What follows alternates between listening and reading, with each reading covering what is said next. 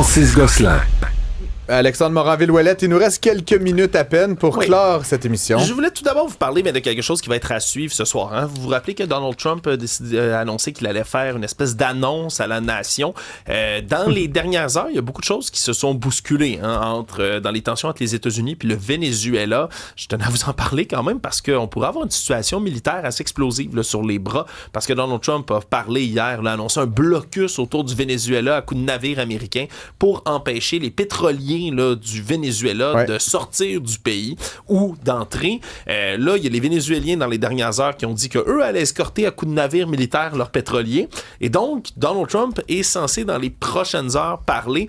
Entre-temps, il y a plusieurs observateurs là, internationaux qui ont remarqué que les navires américains sont sur le pied de guerre en ce moment. Est-ce que ça pourrait mener à une escalade militaire? Tout semble l'indiquer. Sincèrement, c'est une situation assez explosive qu'on va suivre, bien évidemment, tout au long de la journée demain. Ici, là, à Cube Radio, vous pourrez donc nous suivre de ce côté-là. Sans doute, il y aura du pain sur la planche pour l'ami Luc La Liberté, certainement. Exact. J'ai une petite nouvelle insolite pour vous autres. Je vous avoue que ça m'a... Il y a eu cette nouvelle aujourd'hui là, d'un ours polaire qui avait adopté un autre. Puis là, ça faisait le tour du monde. J'ai vu ça passer, Mais c'est pas la seule nouvelle insolite concernant les ours polaires. Puis je tenais à vous en parler parce que celle-là, c'est peut-être une des rares bonnes nouvelles qu'on peut voir là, en environnement et dans la préservation des espèces. C'est une nouvelle étude qui est sortie de chercheurs d'une université qui ont étudié les ours polaires qui se trouvent au Groenland. Parce qu'il y a une population d'ours polaires dans le nord du Groenland et une autre qui se trouve plus au sud du Groenland. Ça fait à peu près 200 ans que ces deux populations-là sont séparées. Puis on le sait, avec la fonte de la banquise, avec le réchauffement climatique, on a de moins en moins d'habitats habitable pour ces grosses créatures-là. Il en reste à peu près 26 000 sur la planète, sont en voie de disparition.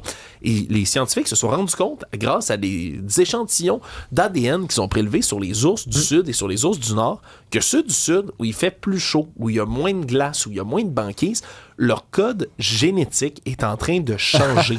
Et là, ça peut sembler assez hallucinant. C'est de la science-fiction, cher ami. Sincèrement, oui, on voit en temps réel que les pressions comme celle-là environnementales sont tellement fortes qu'ils font évoluer le génome de... Là, évidemment, pour s'adapter au climat, c'est pas fait, ça va pas les sauver directement, mais c'est un des rares changements qu'on peut observer comme ça. On précipite l'évolution, dans le fond, c'est un peu ça qui se passe. Là. Ce serait un peu ça, c'est vraiment spécial là, de voir, on n'a pas évalué tous les changements que ça va apporter, ce genre de changement. J'aimerais là-dessus clore sur mon film préféré des 5 dernières années, le film Annihilation. Je sais pas si tu as vu ça, mais c'est une forte recommandation parlant de variation d'ADN. Je recommande très fortement.